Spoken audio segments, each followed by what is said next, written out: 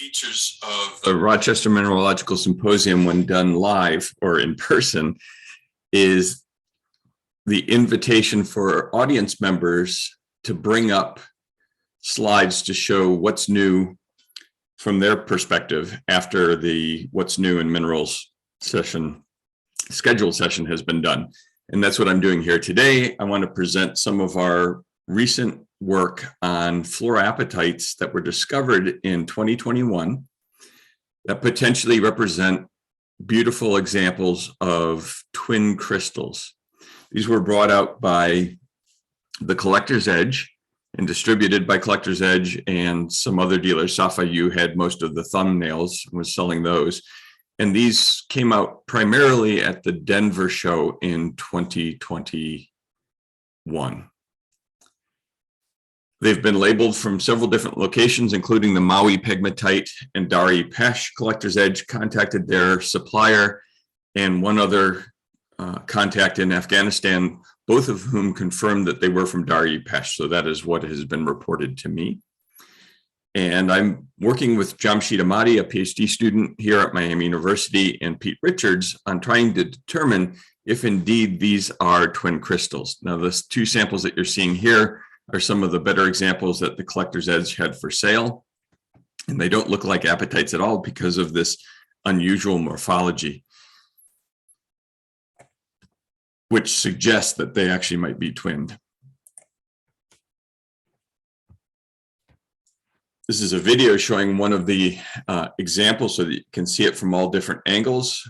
Essentially, what these all show in common are three individual crystals that are flattened and elongate in the direction of the aggregate of the three. And you can see that there are sharp reentrants among them, suggesting a possible twin morphology. This is one of the thumbnails that is 2.7 centimeters tall. The image on the left is viewed in one direction, and you can see two of the fins or crystals. And then the image on the right is the back side of the image on the left, and you can see the third fin or crystal. In this particular case, it looks like a stepped series of parallel, morphologically looks like a step series of parallel growths.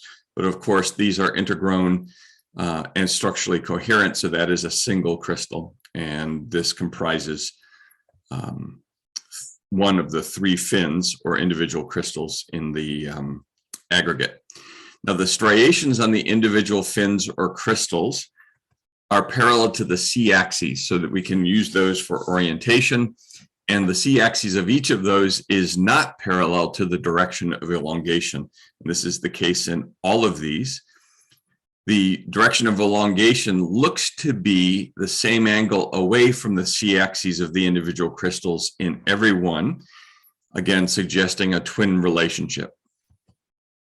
And so in 3 dimensions, the C-axis of the three intergrown crystals would form a tripod, if you will, in this sort of orientation. Looking down the direction of elongation, you can see the three individual fins, and in this particular sample, there's some additional material or crystals in contact, but these always grow together to form a tight intergrown termination where the individual crystals are coming off, and we can measure the angles between each of those. And of course, if these are twins, we would expect that the angle between the individual crystals in the aggregate should be constant amongst many samples. And that's what we're looking into now. This is a beautiful example of one of the twins, and I'm going to use the term twin here, although we have not determined whether or not these are true twins or not. So rather than saying suspected twin, I'm just going to use the term twin. So this has a beautiful twin crystal doubly terminated on a cluster of non-twin crystals. So most of the samples that were brought out were twinned. There are a few examples where we have non-twins, and this is one of them.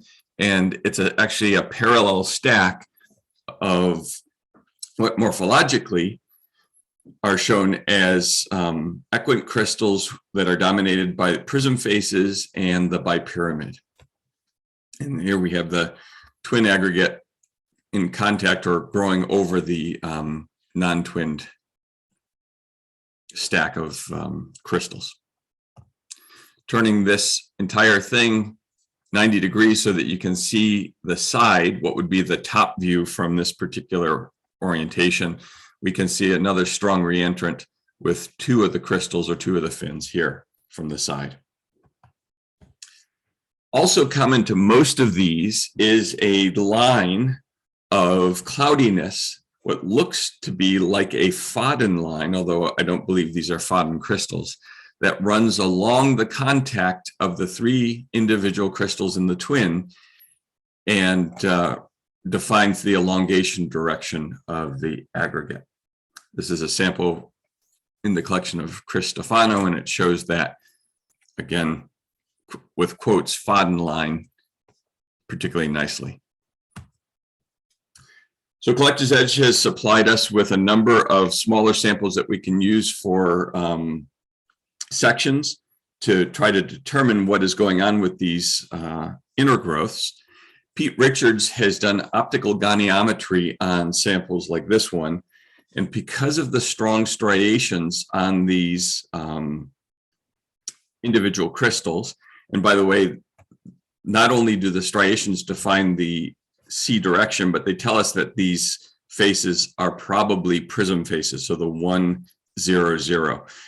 And the optical goniometry, because of the strong striations, the reflections are a bit streaked, which decreases the precision with which Pete can measure the angle between them. And the precision he was able to achieve is not enough to determine precisely the angles. In fact, the errors that he is getting on the optical goniometry are 5 to 10 degrees, which is far too large to determine whether or not there's a consistent angle between the individual fins. So we've got to turn to another technique to figure this out. This is a section shown in scanning electron microscopy of one of the twins. You can see the three individual twin components or individual crystals. I've labeled them crystal 1, 2, and 3 in yellow.